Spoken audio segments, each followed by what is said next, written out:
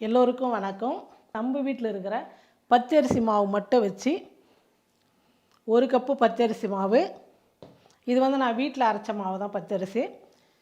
இந்த ஒரு கப்பு பச்சரிசி மாவுனா 1/4 கப்பு வந்து பாசிப்பருப்பு ஒரு 1/4 மணி நேரம் முன்னாடி வந்து ஊற வச்சுடுங்க. நம்ம வந்து அரைக்கிறதுனால அரை மணி நேரம் கூட முன்னாடி ஊற வைக்கலாம், அது தப்பு இல்லை. நல்லா ஊற வச்சுக்கிட்டேன் நான். இப்போ அதுக்கு தேவையான பொருளெல்லாம் நான் ரெடி பண்ணி வச்சுருக்கிறேன் பாருங்கள். ஒரு 2 வெங்காயம் வந்து பொடியாக கட் பண்ணிக்கிட்டேன். ஒரே ஒரு சின்ன கேரட்டு நல்லா துருவிக்கிட்டேன். ஒரு துண்டு இஞ்சி வந்து துருவி எடுத்துக்கிட்டால் தான் தெரியாது, குழந்தைங்க பெரியவங்க கூட அப்படியே சாப்பிட்றலாம். பச்சை மிளகா அதே மாதிரி ஒரு பச்சை மிளகா பெருசு இது, அதனால் ஒரு பச்சை மிளகா எடுத்துக்கிட்டேன், பொடியாக கட் பண்ணிக்கிட்டேன். கொஞ்சம் ஒரு கைப்பிடி அளவு கொத்தமல்லி. நீங்கள் வந்து கீரை இருந்தால் கூட கீரை சேர்த்துங்க, ரொம்ப நல்லது. இந்த தோசைக்கு வந்து நீங்கள் வந்து கீரை சேர்த்துக்கலாம். நம்மக்கிட்ட கீரை இல்லைன்றதுனால நான் வந்து கொத்தமல்லி சேர்த்துக்கிட்டேன். கொத்தமல்லி இருந்ததை ஒரு கைப்பிடி சேர்த்துங்க, நிறைய பொடியாக கட் பண்ணிக்கிட்டேன்.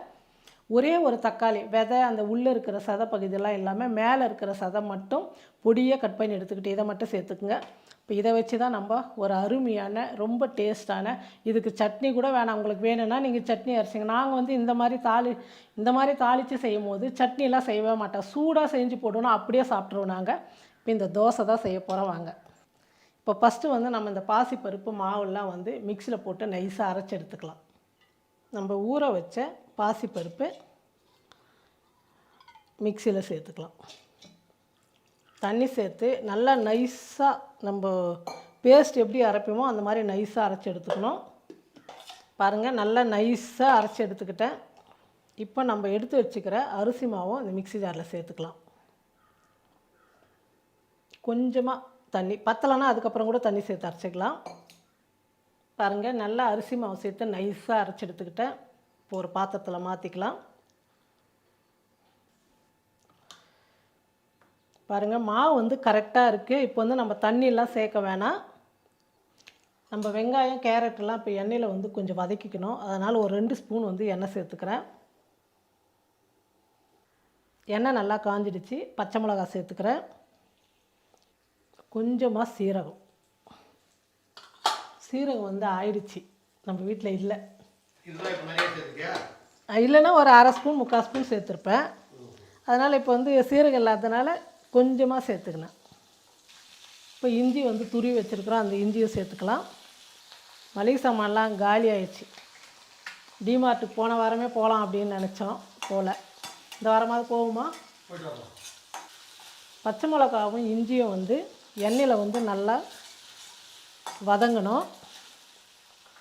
நல்லா வதங்கிடுச்சு. இப்போ நம்ம வெங்காயம் வந்து போட்டுக்கலாம். எந்த அளவுக்கு நீங்கள் வெங்காயம் கேரட்லாம் அதிகமாக சேர்க்குறீங்களோ அந்த அளவுக்கு தோசை வந்து சாப்பிட்றதுக்கு ரொம்ப நல்லாயிருக்கும். இப்போ வெங்காயம் வந்து நல்லா வதங்கணும். ஒரு பாதி அளவுக்கு வதங்கிட்டுன்னு நம்ம வந்து கேரட் சேர்த்துக்கலாம். பாருங்கள், வெங்காயம் வந்து இந்த அளவுக்கு வதங்கின உடனே இப்போ கேரட் சேர்த்துக்கலாம். இது கூடவே தக்காளியும் சேர்த்துடலாம். இப்போ தக்காளி கேரட் எல்லாம் ஒரு 2 நிமிஷத்துக்கு வந்து வதக்கிக்கலாம். ரொம்ப வதங்கணும்னா இல்லை, ஓரளவுக்கு வதங்கினா போதும். கொஞ்சமாக இந்த வெங்காயம் கேரட்டுக்கு தேவையான அளவுக்கு கொஞ்சமாக உப்பு சேர்த்துக்கிறேன். அப்புறம் நம்ம மாவில் வந்து உப்பு சேர்த்துக்கலாம். இது கூடவே உப்பு சேர்த்ததுக்கப்புறம் நம்ம கட் பண்ணி வச்சுருக்கிற கொத்தமல்லியும் சேர்த்துக்கிறேன். தக்காளி கேரட் வெங்காயம் எல்லாமே நல்லா வதங்கிடுச்சு. இப்போ ஸ்டவ் ஆஃப் பண்ணிவிட்டு நல்லா தோசைக்கல்லை வச்சிடலாம். மாவு கலக்கிறதுக்குள்ளே தோசைக்கல்லை சூடு ஏறட்டும். இப்போ நம்ம ஏற்கனவே வெங்காயத்துலலாம் வந்து வதக்கும் போது உப்பு சேர்த்துருக்குறோம். இப்போது தோசைக்கு இந்த தோசை மாவுக்கு தேவையான அளவுக்கு உப்பு சேர்த்துக்கிறேன். இப்போ நம்ம வதக்கி வச்சுருக்கிற வெங்காயத்தெல்லாம் வந்து மாவில் சேர்த்துக்கலாம்.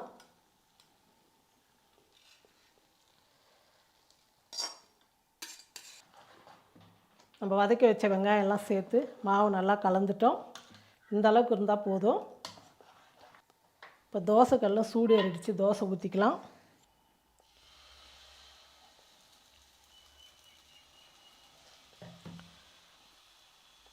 எவ்வளோ முடியுமோ அவ்வளோ கொஞ்சம் நைஸாக ஊற்றிக்கிங்க. ரொம்ப கனமாக ஊற்றினா அடை மாதிரி ஆகிடும். கேரட்டெல்லாம் சேர்த்ததுனால சாப்பிட்றதுக்கு ரொம்ப நல்லாயிருக்கும். குழந்தைங்களுக்கும் இந்த மாதிரி வந்து செஞ்சு கொடுத்தா கேரட் சாப்பிடாதவங்க கூட சாப்பிட்டுக்குவாங்க. இப்போ மேலே வந்து லைட்டாக எண்ணெய் சேர்த்துக்கலாம். பாருங்கள் தோசை வந்து ஒரு பக்கம் நல்லா வெந்துடுச்சு. இப்போ திருப்பி போட்டுக்கலாம். நல்லா இந்த மாதிரி கலர் வரணும். நம்ம பாசிப்பருப்பு சேர்த்ததுனால கலராக தான் இருக்கும். நல்லா கொஞ்சம் மொறுமொறுப்பாக வரணும்னா கொஞ்சம் தீ வந்து குறைச்சி வச்சுட்டு வேக வச்சிங்கன்னா நல்லாயிருக்கும். தோசை நல்லா வெந்துடுச்சு பாருங்கள். இந்த மாதிரி வந்து நல்லா கலர் வரணும். மேலே பாசிப்பருப்புன்றதுனால நல்லா வேகணும். அது பருப்பு இல்லையா, அதனால் நல்லா வேக வச்சு எடுத்துக்குங்க. ஒரு சூப்பரான பாசிப்பருப்பு வச்சு இன்ஸ்டண்ட்டாக ஒரு தோசை வந்து ரெடி பண்ணிட்டோம். இதே மாதிரி எல்லா தோசையும் ஊற்றிக்கலாம். தோசை ஊற்றினாவே எனக்கு எங்கள் வீட்டுக்காரருக்கும் சண்டை தாங்க. ஒரு தோசை போதும், வீடியோ காமி போதும், ஒரு தோசை காட்டிட்டு போதும். சரி, இதை நான் சாப்பிட்டுக்கிறேன், உங்களுக்கு சூடாக ஊற்றி தரேன், இங்கே சேர் எடுத்துகிட்டு வந்து போட்டு இங்கேயே சாப்பிடுங்க. ஒரு 2 தோசையாவது எடுக்கலான்னா போதும், ஒன்று ஊற்றி காமிச்சது போதும், எடுன்றாருங்க. இதே தான் எங்களுக்கு தோசை ஊற்றும் போதெல்லாம்.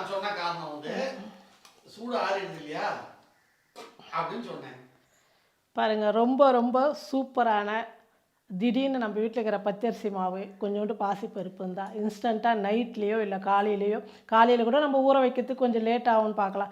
நைட்டு வந்து இந்த மாதிரி சத்தான ஒரு தோசை, வெங்காயம், கேரட் எல்லாம் போட்டு சுட குழந்தைங்களும் ஸ்கூல்லேருந்து வந்துடுவாங்க, வெளியேருந்து வேலைக்கு போனவங்களும் வந்துடுவாங்க. இந்த மாதிரி சூடாக செஞ்சு கொடுத்தீங்கன்னா ஸ்டவ்க்கிட்டே உட்கார வச்சுட்டு கொடுத்தீங்கன்னு வச்சுக்கோங்க, எனக்கு உனக்குன்னு சொல்லிட்டு ஒரு தோசையாக 4 பேர் பிச்சு சாப்பிடுவாங்க. அந்தளவுக்கு ஒரு டேஸ்ட், அந்தளவுக்கு சூப்பராக இருக்கும்.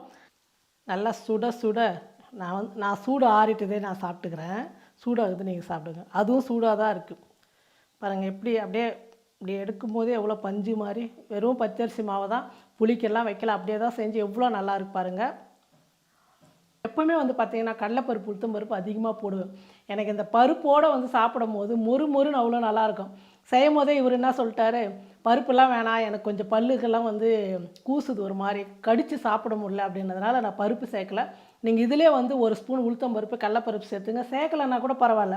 சுட சாப்பிட்டிங்கன்னா, ஆனால் ஆறி போச்சுன்னா சாப்பிட்றதுக்கு வந்து கொஞ்சம் நல்லா இருக்காது. அதுவும் சொல்லிடுறேன் நான். நீங்கள் மாவு மீதி ஆனால் கூட ஃப்ரிட்ஜில் எடுத்து வச்சுட்டு வேணுன்றப்ப நீங்கள் செஞ்சு சாப்பிடுங்க. சுட சாப்பிட்டிங்கன்னா இன்னும் கொஞ்சம் நெய்யோ அது மாதிரி சேர்த்துட்டு கூட நீங்கள் மொறுன்னு எடுத்து சாப்பிட்டு பாருங்கள். அவ்வளோ டேஸ்ட்டாக இருக்கும், சூப்பராக இருக்கும்.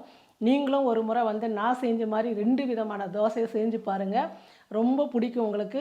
நீங்களும் அடிக்கடிக்கு இதே மாதிரி வந்து தோசை செஞ்சு பார்ப்பீங்க. தோசை செஞ்சு பார்த்துட்டு எப்படி இருக்குன்னு சொல்லிட்டு மறக்காமல் கமெண்ட் பண்ணுங்கள், ஷேர் பண்ணுங்கள். நன்றி.